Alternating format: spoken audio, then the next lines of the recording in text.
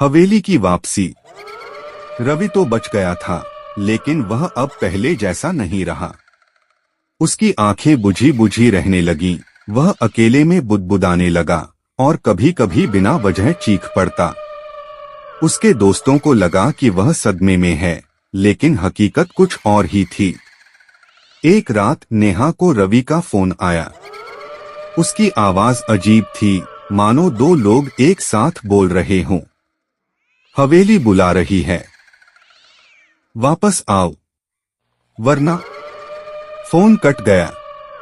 नेहा ने तुरंत अजय और संदीप को बुलाया। वे रवि के घर पहुंचे, लेकिन दरवाजा अंदर से बंद था। दरवाजा तोड़कर अंदर गए तो देखा रवि दीवार की तरफ पीठ करके खड़ा था। उसकी गर्दन टेढ़ी थी और उसके नाखून दीवार में गड़े हुए थे। जैसे ही उन्होंने उसे छुआ, रवि पलटा। उसकी आंखें पूरी सफेद हो चुकी थीं और उसके चेहरे पर एक भयानक मुस्कान थी।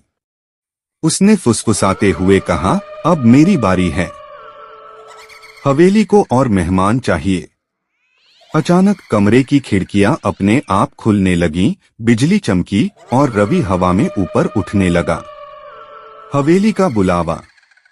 अजय और संदीप डर के मारे उसे छोड़कर भागने लगे, लेकिन दरवाजा फिर से खुद ब खुद बंद हो गया। तभी दीवार पर वही खून से लिखा संदेश उभरने लगा, तुम लौटे क्यों? अब कोई नहीं बचेगा। रवि की हंसी पूरे घर में गूंजने लगी। लेकिन यह रवि की हंसी नहीं थी, यह किसी और की थी। नेहा ने हिम्मत करके गंगा जल की बोतल निकाली, जो उसने एहतियात के तौर पर साथ रखी थी। उसने रवि पर छिड़का और रवि जोर से चीख पड़ा। उसकी आंखें लाल हो गईं और वह जमीन पर गिर पड़ा। तभी एक परछाई कमरे में बनने लगी।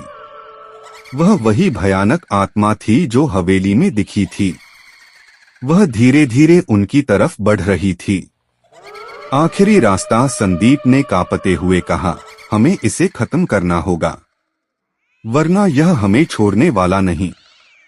अजय को याद आया कि गांव के बुजुर्गों ने कहा था, अगर हवेली की बुरी आत्मा को जलाकर खत्म न किया गया तो यह हमेशा नए शिकार बनाती रहेगी। तीनों ने मिलकर रवि को उठाया और गाड़ी में डाला। वे तेजी से उसी हवेली की ओर बढ़े जहां से यह सब शुरू हुआ था। हवेली के पास पहुंचते ही रवि फिर से चीखने लगा, मानो कोई उसे रोकने की कोशिश कर रहा हो। पर इस बार तीनों दोस्त डरे नहीं। उन्होंने पूरे घर में गंगा जल छिड़का और माचिस से आग लगा दी। जैसे ही आग भड़क उठी, एक डरावनी चीख पूरे जंगल में गूंज गई। हवेली के अंदर से कई परछाइयां भागती हुई दिखीं, जैसे वहां और भी आत्माएं कैद थीं।